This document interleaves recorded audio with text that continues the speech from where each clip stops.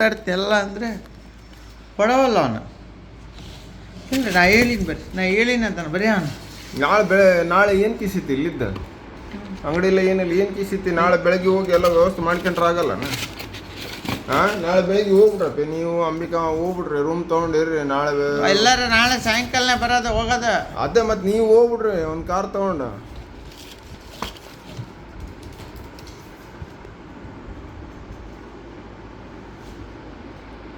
ನಾನು ಅವ್ರ ಮಾವ ಮುಂದೆ ಹೋಗ್ಕೊಂತೇನೆ. ಇಲ್ಲ ಮಂಜು ನನ್ನ ಕಳಿಸು, ಮಂಜು ಹೋದ್ರಲ್ಲಿ ಏನು ಆಗಲ್ಲ ಬಿಡು. ಇಲ್ಲ ನೀವು ಹೋಗ್ಬಿಡು, ಆಮೇಲೆ ಮಂಜು ಕರ್ಕೊಂಬರ್ತಾನೆ ಎಲ್ಲರೂ. ಮಂಜು ಯಾಕೆ ನಮ್ಮ ಪ್ರಾಶ್ಚಿತ್ಯ ಇದಾನ ಅದೇನು ನಮ್ಮ ಮಾಮ ಯಾರು ಇಲ್ಲ, ಮನೆಯವ್ರು ಬಿಟ್ರೆ ಯಾರು ಇದ್ರು ಹೊರಗೆ.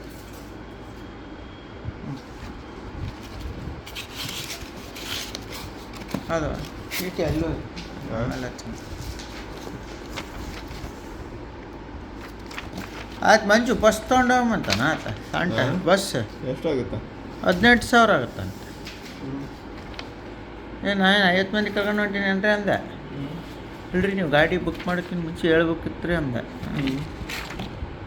ನೀನು ಅವ್ರಿಗೆ ಹೇಳ್ತಿ ಇವ್ರಿಗೆ ಹೇಳ್ತ ಅನ್ನೋಕ್ಕೇನಿದೆ ಇದೆ ಅನ್ನಂದೆ. ನಿಮ್ಮ ಮನೆಗೆ ಅಲ್ಲಿಗೆ ಹೇಳಿನಿ ರೀ, ನಮ್ಮ ಮನೆಗೆ ಹೇಳೇ ಮಾತಾಡೀನಿ ಅಂದೆ ನಾನು. ಸುಮ್ಮನಾದ.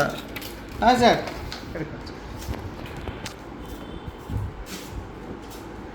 ಒಂದು 5 ಮಿನಿಟ್ ಕೊಡಿ.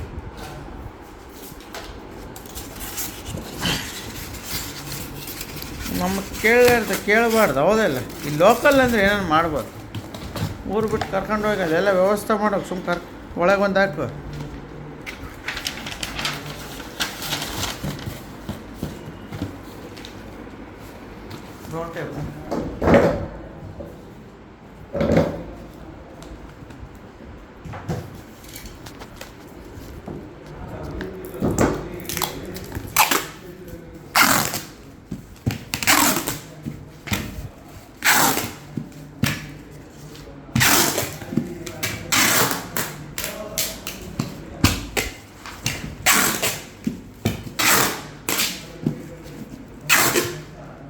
ಇಲ್ರಿ ಶಂಕರಯ್ಯವ್ರಿಗೆ ಹೇಳ್ಬಿಟ್ಟಿವ್ರಿ ಅಂದ. ಬರತ್ತೆ ಅಂದೆ ನಾನು. ಶಂಕರಯ್ಯವ್ರಿಗೆ ಹೇಳಿವ್ರಿ ಅಂದ.